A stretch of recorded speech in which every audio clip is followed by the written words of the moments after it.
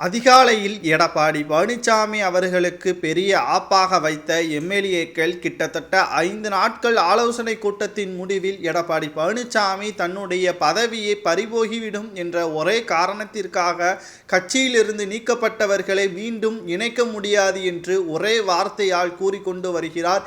இது அதிமுகவிற்கு மிகப்பெரிய ஒரு தலைவலியாக மாறும் பட்சத்தில் அதிமுகவின் தொண்டர்கள் ஒற்றுமையில்லாமல் 4 அணிகளாக அவர்கள் செயல்பாடுகள் இருந்தால் எப்படி வெற்றியடைய முடியும்? ஒரு தொகுதியை எடுத்துக்கொண்டால் அதில் டிடிவி தினகரனின் ஆதரவாளர்கள், சசிகலாவின் ஆதரவாளர்கள், எடப்பாடி பழனிசாமியின் ஆதரவாளர்கள், ஓ பன்னீர்செல்வத்தின் ஆதரவாளர்கள்.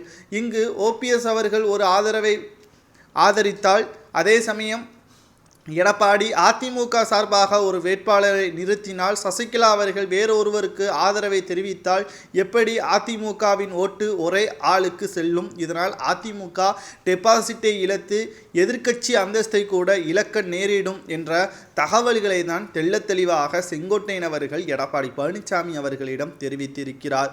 இவர்களை கட்சியில் இணைப்பதால் கட்சி வலுவடையும் என்ற ஒரே காரணத்திற்காகத்தான் நாம் இணைக்கிறோம், அவர்களுக்கு முக்கியமான பதவியை கொடுக்கிறோமோ இல்லையோ, முதலில் இவர்களை கட்சியில் மீண்டும் இணைப்போம், அதிமுகவின் தொண்டர்களை ஒன்று சேர்ப்போம். சசிகலா அவர்கள் தென்காசியில் நேற்று பயணத்தை தொடங்கிவிட்டார். தற்பொழுது அதிமுகவின் தொண்டர்களையும் பொதுமக்களையும் நேரடியாக சந்தித்து வருவது மீண்டும் அதிமுகவிற்கு பேரிடியாகத்தான் மாறும் என்பதையும் செங்கோட்டையன் அவர்கள் தெள்ளத் தெளிவாக கூறியிருக்கிறார்.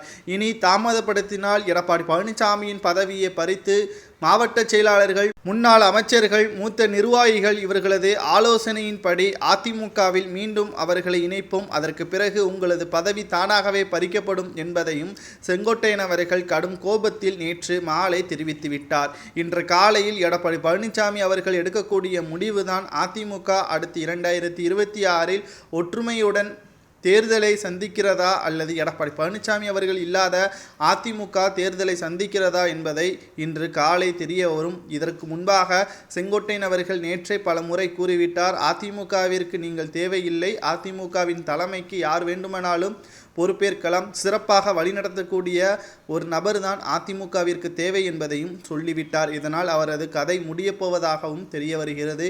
செங்கோட்டையன் அவர்கள் கூறுவது சரியா என்பதை உங்களது கருத்துக்களை கமெண்ட் வாயிலாக கூறுங்கள்.